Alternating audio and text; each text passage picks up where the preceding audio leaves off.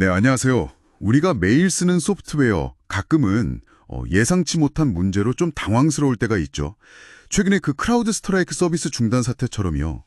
작은 오류 하나가 정말 큰 혼란을 일으키기도 하고요. 그래서 오늘은 이 소프트웨어의 안정성을 지키는 어떻게 보면 보이지 않는 노력이죠. 소프트웨어 품질 보증, SQA에 대해 좀 제대로 파헤쳐보려고 합니다. 단순히 버그 잡는 걸 넘어서요. 개발 전 과정의 품질을 어떻게 체계적으로 관리하는지, 당신이 궁금해할 만한 핵심만 쏙쏙 뽑아왔습니다. 함께 알아볼까요? 네, 반갑습니다. SQA, 그러니까 소프트웨어 품질 보증은요, 그 소프트웨어 개발 생명주기, SDLC라고 하죠. 그 전반에 걸쳐서 진행됩니다. 그러니까 기획부터 시작해서 출시, 또 유지 보수까지 모든 단계에서 소프트웨어가 요구된 품질 기준을 만족하는지 이걸 확인하고 관리하는 모든 활동을 말하는 거예요. 여기서 중요한 건 문제가 터진 뒤에 수습하는 게 아니고요.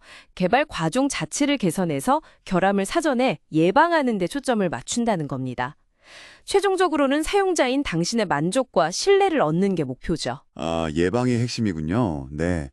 그럼 구체적으로 어떤 방법들을 사용해서 품질을 미리 확보하는 건가요? 마치 글 쓸 때 맞춤법 검사도 하고 내용 검토도 하고 그러는 것처럼 여러 단계가 있을 것 같은데요? 네, 정확합니다. 여러 기법들이 서로 보완하면서 사용되는데요. 크게 보면 사람이 직접 검토하는 방식하고 또 도구를 활용하는 방식으로 나눌 수 있습니다. 우선 리뷰나 인스펙션 같은 건 전문가들이 모여서 코드나 설계 문서 같은 산출물을 꼼꼼히 살펴보는 활동이에요. 리뷰가 좀 더 자유로운 토론에 가깝다면 인스펙션은 이제 체크리스트 같은 걸 가지고 훨씬 엄격하고 체계적으로 진행되죠. 아, 인스펙션은 좀 더 깐깐하게요. 네, 그렇죠. 비유하자면 건물 짓기 전에 설계도를 여러 전문가가 모여서 막 검토하는 거랑 비슷하다고 보시면 이해가 쉬울 겁니다. 아하, 설계도를 미리 검토해서 부실 공사를 막는 것처럼요. 네네. 그럼 실제로 소프트웨어를 이렇게 실행해 보면서 확인하는 방법도 당연히 있겠죠. 물론입니다. 가장 익숙하실 테스트가 바로 그거죠.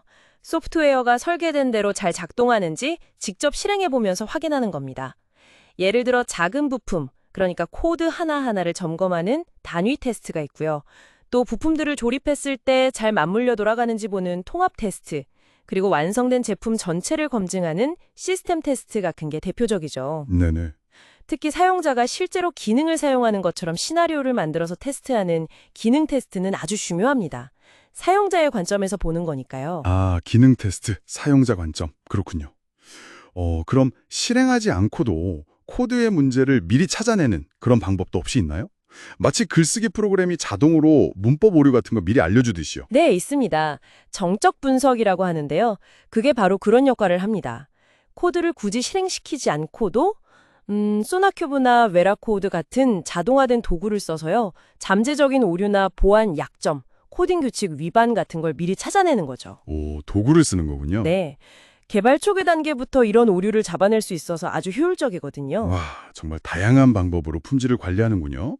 근데 요즘처럼 소프트웨어를 굉장히 빠르게 만들고 또 자주 업데이트하는 환경이 있잖아요. 에자일이나 데브옵스 같은 거요. 이런 환경에서는 이런 SQA 활동들이 어떻게 적용되나요? 예전처럼 개발 다 끝나고 몰아서 검토하기는 좀 어려울 것 같은데요. 네, 바로 그 점이 중요합니다. 핵심을 짚으셨네요. 최신 개발 환경에서는 SQA가 개발 초기부터 그냥 모든 과정에 통합된다고 보시면 됩니다.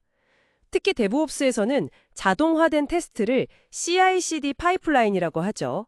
지속적 통합, 지속적 배포요. 그러니까 코드를 변경할 때마다 자동으로 빌드하고 테스트하고 배포하는 그 시스템에 아예 녹여내서 품질을 거의 실시간으로 관리하는 거죠. 아, 실시간으로요? 네. 그리고 개발 초기에 품질 활동을 집중하는 시프트 레프트 접근법. 그러니까 문제를 최대한 일찍 잡자는 생각이죠. 이것과 함께 제품 출시 후에 실제 사용자 데이터를 보면서 개선해 나가는 시프트 라이트 접근법도 같이 사용합니다.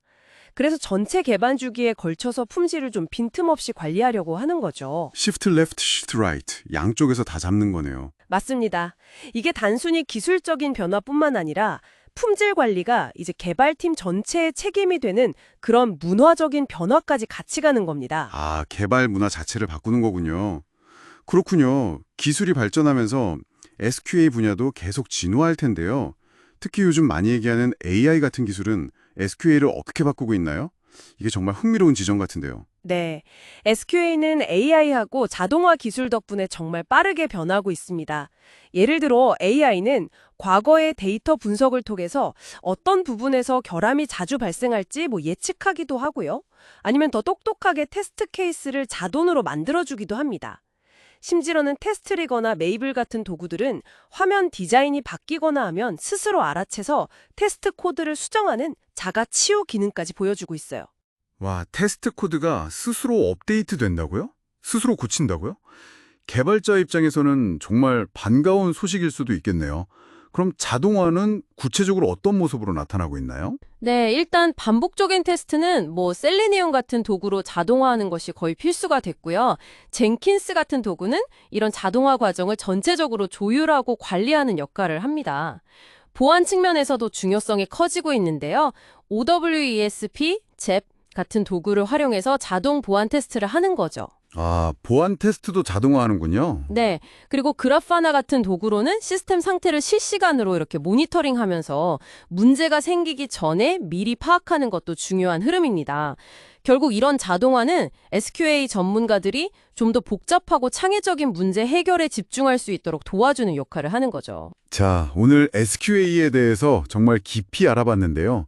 정리를 좀 해보면 SQA는 단순히 버그를 찾는 그런 기술적인 활동을 넘어서서 우리가 매일 사용하는 소프트웨어의 신뢰성 또 안정성을 아주 밑단에서부터 책임지는 필수적인 과정이라는 점, 이걸 기억하시면 좋겠습니다.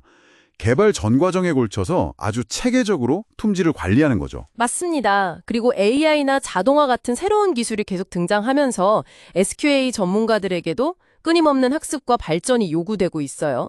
품질 보증의 역할과 그 범위가 계속 넓어지고 있으니까요. 마지막으로 이런 질문을 한번 던져봅니다. AI가 점점 더 많은 테스트 자동화나 결함 예측을 수행하는 시대가 오고 있잖아요.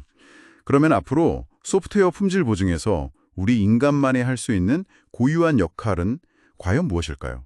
단순히 기능적인 완벽함, 이걸 넘어서서 사용자의 진짜 경험이라든지 아니면 예상치 못한 윤리적인 문제까지 고려하는 그런 깊이 있는 품질. 이걸 확보하기 위해서 우리는 앞으로 무엇에 더 주목해야 할까요? 한번 좀 생각해 보시면 좋겠습니다.